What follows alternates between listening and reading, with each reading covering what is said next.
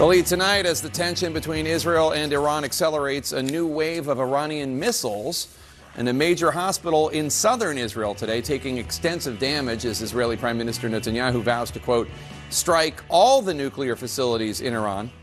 Also today, a Washington-based organization called Human Rights Group says the Israeli strikes on Iran have killed at least 639 people and wounded 1,329 others. The big question, whether President Trump will take direct military action against Iran using the U.S. military, that's not expected to be answered until sometime in the next 2 weeks, according to White House Press Secretary Caroline Leavitt, in an effort to let diplomacy play out. CNN's Caitlin Collins is live for us at the White House. Caitlin?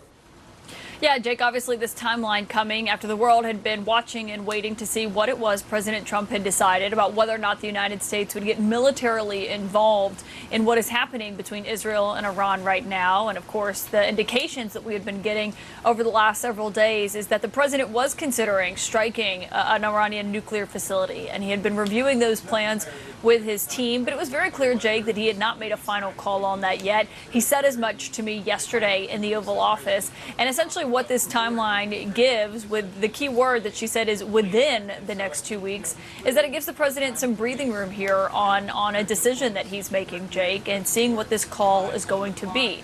It's been pretty clear inside the White House, and even Israeli officials have said this as well, about the president and what direction he was leaning.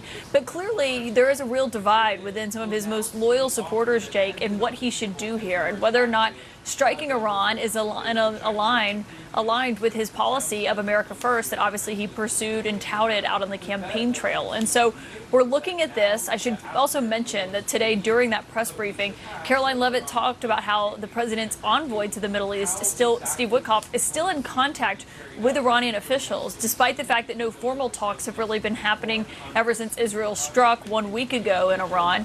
But the press secretary did get into, Jake, why people should be looking and listening to what it is the president has to say and ultimately do on Iran. President Trump has incredible instincts, and President Trump kept America and the world safe in his first term as president in implementing a peace through strength foreign policy agenda. And with respect to Iran, nobody should be surprised by the president's position that Iran absolutely cannot obtain a nuclear weapon. He's been unequivocally clear about this for decades, not just as president, not just as a presidential candidate, but also as a private citizen.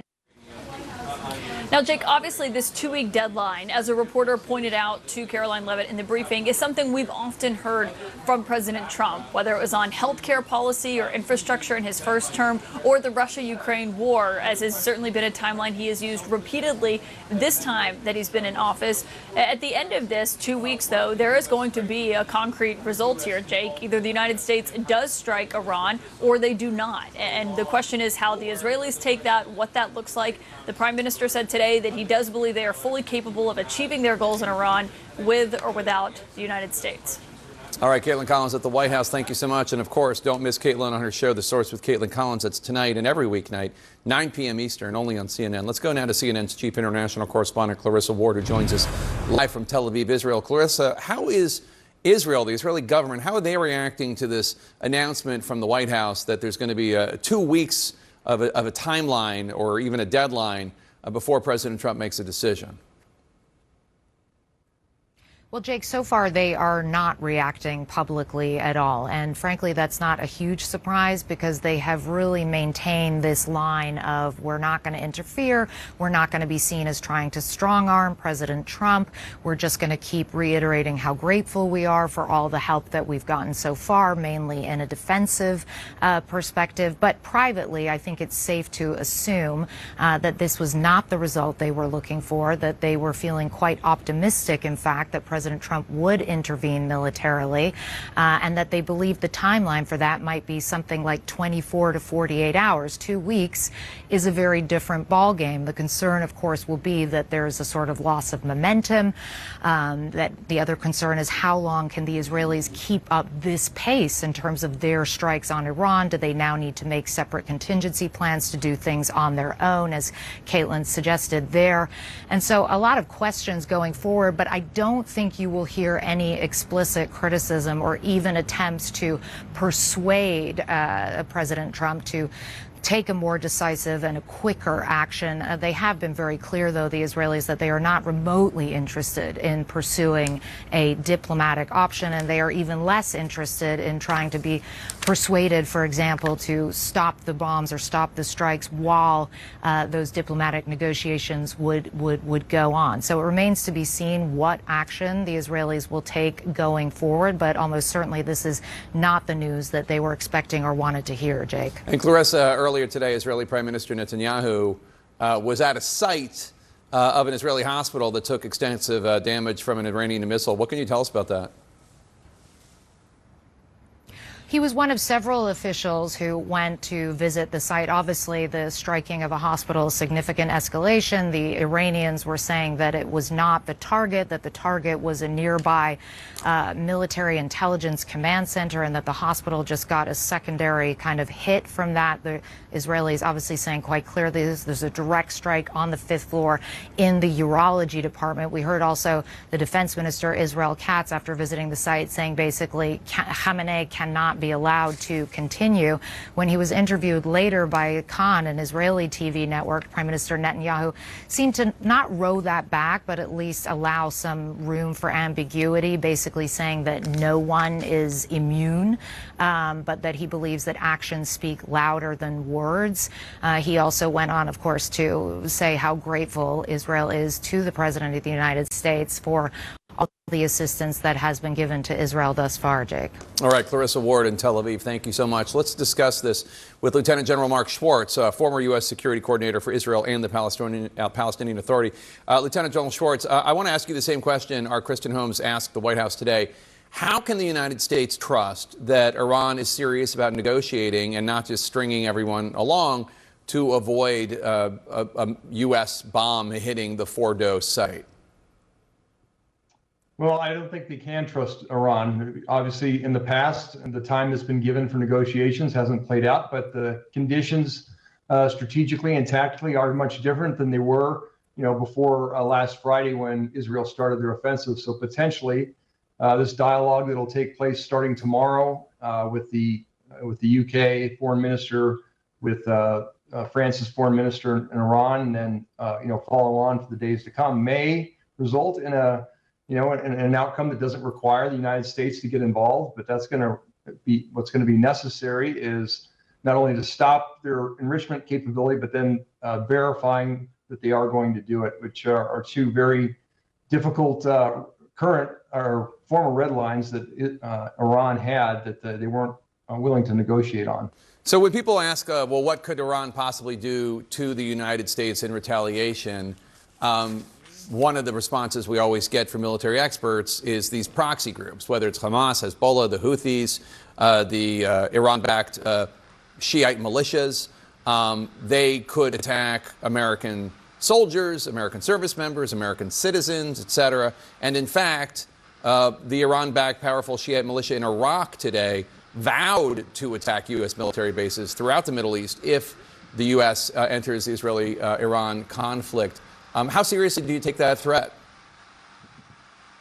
I would take it very seriously, given, over the course of the conflict since October 7th, we've seen, and certainly well before that, we've seen the Shia militias attack U.S. forces. So they are probably the most significant threat that remains to U.S. forces in the region. Hamas, obviously Lebanese Hezbollah, and the Houthis, they've been significantly degraded as a result of the campaigns that Israel has carried out, and also that the U.S. and the maritime coalition has carried out against the Houthis in Yemen. But the Shia militias in Iraq, I think, are probably the most viable threat, second only to the surface-to-surface missile capability that Iran still has in their inventory. If Iran's Fordo nuclear facility, where uranium enrichment is taking place underneath this mountain, if that facility were to be damaged or even destroyed in a strike by the United States, that would likely lead to a limited radiation leak in the immediate area, experts say.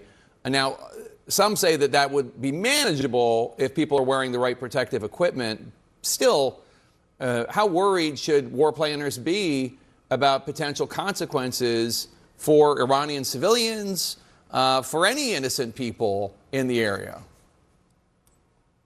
They should be worried, and I'm sure they're taking those potential consequences into account. And all of our partners in the region where we have security arrangements and basing agreements with are certainly concerned about that possibility that if in fact Fordow is hit and the uranium that's enriched to 60% grade right now gets destroyed as a result, that it could cause fallout that would in fact impact not only Iranian people but also those across the region.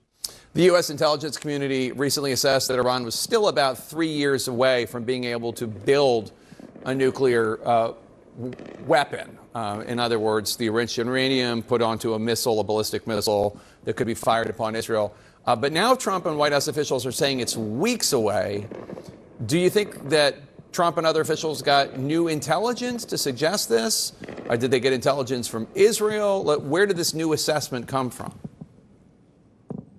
I think there can be, I've certainly seen it, that there's differences in intelligence assessments. I think the weeks away really speaks to the ability to raise the enrichment from 60 to 90%. Obviously, there's a lot of science involved to then take that enriched uranium, to compact it and to make it into a weapon and to weaponize it, putting it on a delivery system. So I think there's two components to this that are, one is the enrichment that can take place. And I think there's even the IAEA and others have said that is possible within days or weeks. But in terms of weaponizing it and then putting it on a delivery system in order to employ it against Israel or someone else in the region, much longer. Lieutenant General Mark Schwartz, thanks so much for your insights. Appreciate it. When it comes to navigating this conflict, the U.S. Director of National Intelligence might not have President Trump's ear. CNN has new reporting about Tulsi Gabbard and why sources say she is falling out of favor with President Trump. And he was fired from the White House during President Trump's first term. So why was MAGA firebrand Steve Bannon seen walking into the White House today? That's next. Twitter. That's a great name. No one could possibly have understood where it was going. Twitter, Breaking the Bird, now streaming on Max. Looking for a checking account that's better than free? Belco's free Boost Interest Checking lets you earn up to 4.50% APY on balances up to $25,000 for doing things you normally do, like using your debit card and having a direct deposit. Learn more at belco.org/boost. What's happening in the arena? I'll bring you the latest from the players who are actually in the game. Do you agree with any of the tariffs? Is there not a different way forward here? Pressing them on the moment's biggest questions. Who do you think the leader of the Democratic Party is right now? Did the administration ignore the order from the district judge? It's a simple question, because I want answers. Were you in the room with the president when he made this decision? And so do you. The Arena with Casey Hunt, weekdays at 4 on CNN. Looking for a checking account that's better than free? Belco's free Boost Interest Checking lets you earn up to 4.50% APY on balances up to $25,000 for doing things you normally do, like using your debit card and having a direct deposit. Learn more at belco.org/boost. Learn how to experiment with new technologies without getting played by them. Listen to Terms of Service with me, Claire Duffy. Available now on Apple Podcasts or wherever you get your podcasts. It's on. Your money is now changing hands without actually ever having to change hands. It morphs into bits of data and shoots from your phone to your friend Frankie, who just picked up the brunch bill. Thanks, Frankie. If you can pay anyone, anywhere instantly, your insurance should be able to pay your claims instantly. It's about time insurance does that. Lemonade, changing insurance, starting with everything. You only come across an artist like Luther Vandross once in a lifetime. He was a boss from the beginning. Luther said, I have a sound in my head, I gotta get it out. It was the most exciting time in the world. His life had extremely joyful moments and some really difficult moments. If we were to be able to talk to Luther as fans, we'd be gonna say, we just love you. Luther, never too much. Are we rolling? Yeah. As a born and raised New Yorker, I know this isn't just a city that never sleeps, it's a city that never goes silent. And that's why over-ear noise-canceling headphones are everything. These are successors to Sony's incredibly popular and critically beloved headphones, and this year's model looks like a step in the best direction. And they might just be the new king of the noise-canceling headphones. While noise-canceling is the name of the game when it comes to these headphones, sound quality is just as important as anything. Everything sounded great, everything sounded rich and vibrant. Partially that's thanks to Sony's new drivers. Compared to the competition, the XM6's audio quality is a step above the AirPods Max and the Bose QC Ultras. So we've talked a lot about listening. What about talking? Sony's adapted the microphones to make it more pointing down to where your jaw is, and they've trained using AI to reject all the background noise and be able to identify what the speaker voice is. But since noise canceling is the most important thing, I've been wearing these.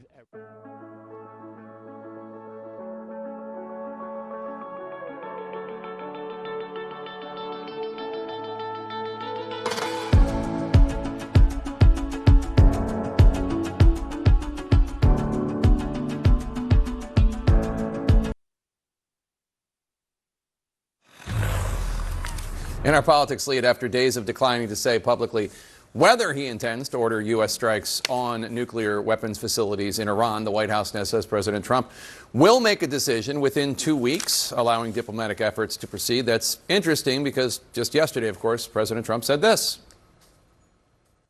I've been saying for 20 years, maybe longer, that Iran cannot have a nuclear weapon. I've been saying it for a long time. And I think they were a few weeks away from having one. Political panel extraordinaire joins us now. Jonah, let me start with you. You know who was at the White House today for lunch with President Trump? Steve Bannon. Yeah. MAGA supporter. And do you think he's playing a role here when it comes to this?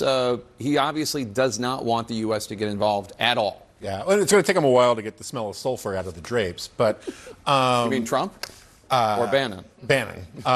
Look, Trump is having a issue trying to make peace with his coalition, which is a majority coalition, but a very small majority coalition. And it contains people who really don't like Israel and don't want to do anything for Israel. And it contains people who really like Israel and want to help Israel out. And I think this is probably Trump trying to do a little coalition management. Bannon comes from the wing, along with Tucker Carlson, that thinks Israel should be thrown under the bus and that we shouldn't attack Iran. That's a defensible position, not the throwing Israel under the bus part. And so I assume Trump is just trying to make peace. I mean, Jacob, imagine if we would have had this process, this thorough debate on the Republican side during the Bush years. Imagine the catastrophes we would have avoided, the number of troops lost, wounded, the $1 trillion+ spent. Just imagine if the Republican Party had the courage at the time to have robust discussions about foreign policy the way we are now. Now, there are going to be disparate perspectives on this, but I actually think this is a healthy thing. I'm glad the president's taking his time because there are so many unknown variables that we cannot account for if we do directly involve ourselves in this situation that I think a year from now we'll be thinking, well, you know, man, boy, we should have thought about this a little further. Man, if only there were some folks out there contesting some of these decisions so that the president could consider various perspectives. I think it's an interesting argument you're making. I don't disagree with it. I also think that it wouldn't be happening if it weren't for Iraq. Right? I mean, I agree. Because of the lack of internal debate in the Republican Party and to a large degree the Democratic Party at the time, at least. Let me ask you, Kate, the director of national intelligence, Tulsi Gabbard, former Democrat, is contradicted Israel's claims that Iran is racing towards a nuclear weapon. And that appears to be causing a real problem between her and Donald Trump. Sources tell CNN that Trump sees Tulsi Gabbard, the director of national intelligence, as off message when it comes to this conflict. And CNN's Caitlin Collins asked Trump about Gabbard on Monday. Take a listen. Tulsi Gabbard testified in March that the intelligence community said Iran wasn't building a nuclear weapon. I don't care what she said. I think they were very close to having. I don't care what she said, the president said about his director of national intelligence testimony under oath. Yeah, I mean, look, I think that's problematic. I think to the point Shermichael was just making, clearly a robust debate is happening about whether the United States should move forward or not with what would ultimately be a significant military policy one way or the other. I agree with Shermichael. That's a good thing. There should be robust discussion and debate. And, in the Situation Room, the president should be hearing from everybody who has intelligence to bring here. The director of national intelligence is somebody who has information the president should be hearing. And so the idea that he's not, or that he is dismissing because he doesn't like the public argument she's making, I think that's troubling. And I think it suggests that there is a fair amount of political manipulation or political calculation, I should say, not manipulation, calculation going into this discussion when it should be driven by intelligence and by what is in the best national security interest of the United States. Yeah, so I am not known for coming on here and doing a lot of defending of Donald Trump, but I'm on Team Trump on this narrow question. He should not listen to Tulsi Gabbard at all. Then why did he make her DNI? Because he's got this weird coalition, and he thought there was this fun thing about having a Democrat in their administration. That's my point. I agree. Like, that's an overly political... I agree with you. If you don't care what your DNI says, get a new DNI. Yes. He should get a new DNI. Fine. The administration is saying, including J.D. Vance is saying, that they've learned a lot of things since her testimony in March. There's a lot of reporting that says that Trump is really mad at Tulsi Gabbard because what Tulsi Gabbard did was basically put out this absolutely execrable, ridiculous video. With music, by the way. With music and a voiceover, trying to sort of put pressure on Trump from the outside, which was full of like conspiratorial hogwash, like the idea that people who are for bombing Iran, which I think is a perfectly debatable policy question, but the idea that the only reason they're for it is because they desperately want nuclear war, because then they will be able to, because they're the ones who have access to really nice bomb shelters. Yeah. That is bat guano crazy nonsense. Yeah. And she has no business being part of any of these deliberations. So quick pivot for a sec, because Kate, I wanted to get your take. All this is going on as there are these protests having to do with ICE raids, et cetera. And we've seen some Democratic politicians get involved and get cuffed. In May, Newark Mayor Ras Baraka was arrested after trying to get into New Jersey immigration detention facility.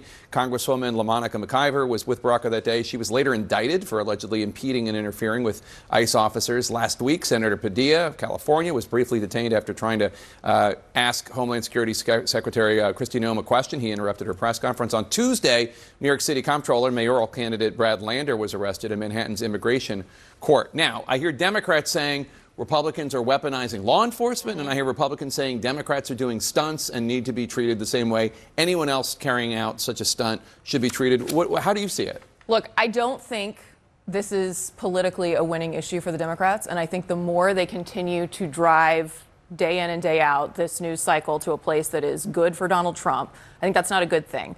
I think the way in which Donald Trump and his administration have cast I would say, an excusably wide net in the way that they're conducting deportations, indefensible, and I think that it should be questioned. However, when the entire messaging, essentially focus of the Democratic Party seems to be on driving this issue that poll after poll tells us people think Donald Trump is broadly handling in a way that they're comfortable with, this isn't a winning argument. And what I would love to see is for Democrats to go at places where Trump is incredibly vulnerable. For example, on this bill that they're trying to pass on the Hill, which we see polling this week that shows is really ill-defined. And what people do know about it is that it's going to cut health care, and it's going to take health care away from people across the country. Yeah. And I would love to see Democrats put the kind of effort and energy behind driving a message on that, because ultimately, here's the thing.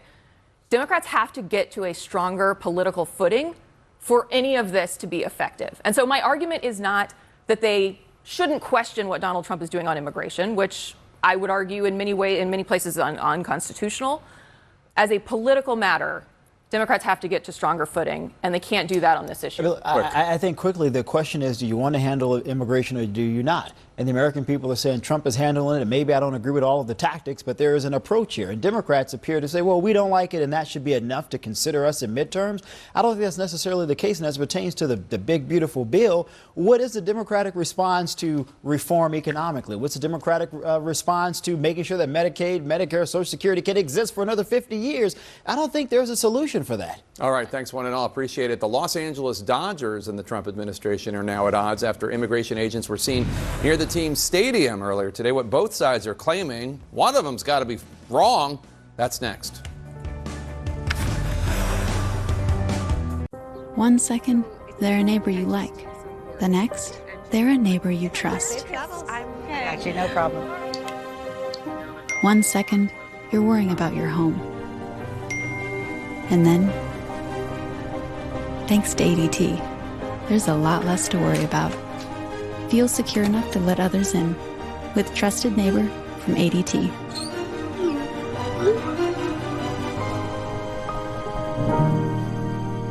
Looking for a checking account that's better than free? Belco's free Boost Interest Checking lets you earn up to 4.50% APY on balances up to $25,000 for doing things you normally do, like using your debit card and having a direct deposit. Learn more at belco.org/boost. Twitter. That's a great name. No one could possibly have understood where it was going. Twitter, Breaking the Bird, now streaming on Max. Whether you're a savvy spender or even a memory maker, Belco's free Boost Interest Checking lets you earn up to 4.50% APY on balances up to $25,000 for doing things you normally do, like using your debit card and having a direct deposit. That means you could earn over $1,000 annually just by using Boost and meeting the requirements. And with no monthly fees or minimum balance requirements, earning more has never been easier. Learn more at belco.org/boost. Belco, banking for everyone. This is my year anniversary. I have been a non-smoker for a year. I started smoking very young, maybe at 13 years old. I'd smoke, a pack and a half, 2 packs sometimes a day. We're here to listen to you. The Quit line did a lot of things for me to get over the hump, to get over the cravings, to get over the desire. A year, it's amazing, it's amazing, it's amazing. This is the Tempur-Pedic Breeze mattress, and it's designed to help you feel cool. So no more sweating all night, no kicking off the covers, or blasting the air conditioning, because only the Tempur-Pedic Breeze is made with our one-of-a-kind cooling technology that pulls heat away from your body, so the mattress feels up to 10 degrees cooler all night long. During our July 4th sale, save $500 on Tempur-Breeze mattresses and sleep cool and comfortable all summer long. Shop now at TempurPedic.com. Learn how to experiment with new technologies without getting played by them. Listen to Terms of Service with me, Claire Duffy. Available now on Apple Podcasts or wherever you get your podcasts.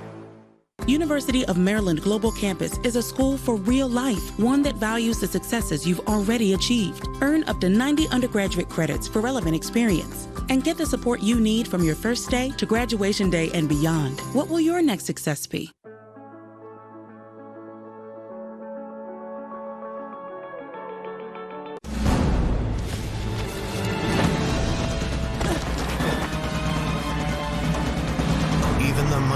Might not see it coming. It's prediabetes, and it captures 1 in 3 adults. But you can escape.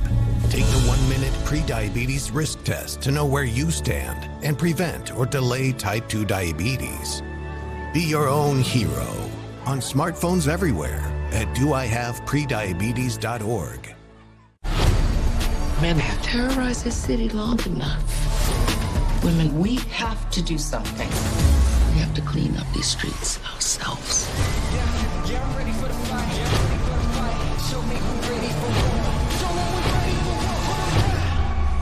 Women, it's time to get to work.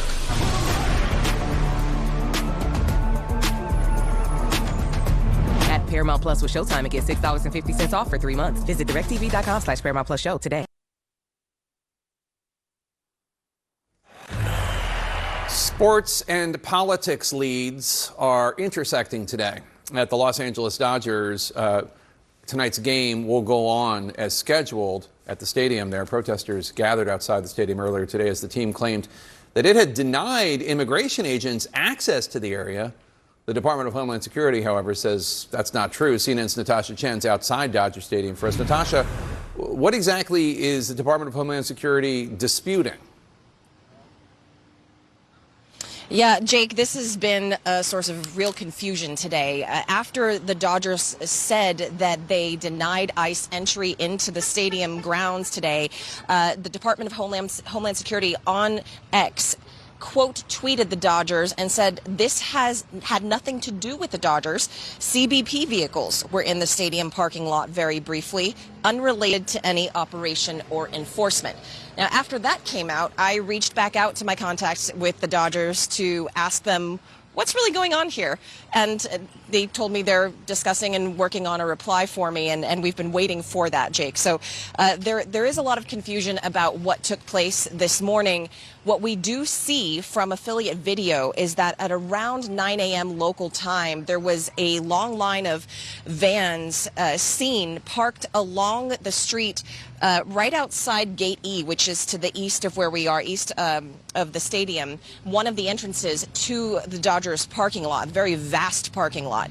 And there were people seen around those vans in tactical gear, wearing bandana-style masks, and so a group of protesters quickly showed up, trying to ostensibly block ICE from entering Dodger Stadium, and LA police officers showed up to try and keep the peace.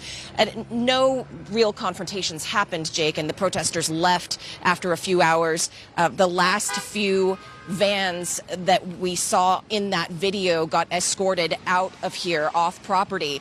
So right now we are waiting for the Dodgers to come back to us, for DHS to come back to us with maybe a little bit more clarity on what actually happened this morning. Meanwhile, you've got a celebrity softball game that starts in a couple of hours ahead of tonight's 7 p.m. game against the San Diego Padres.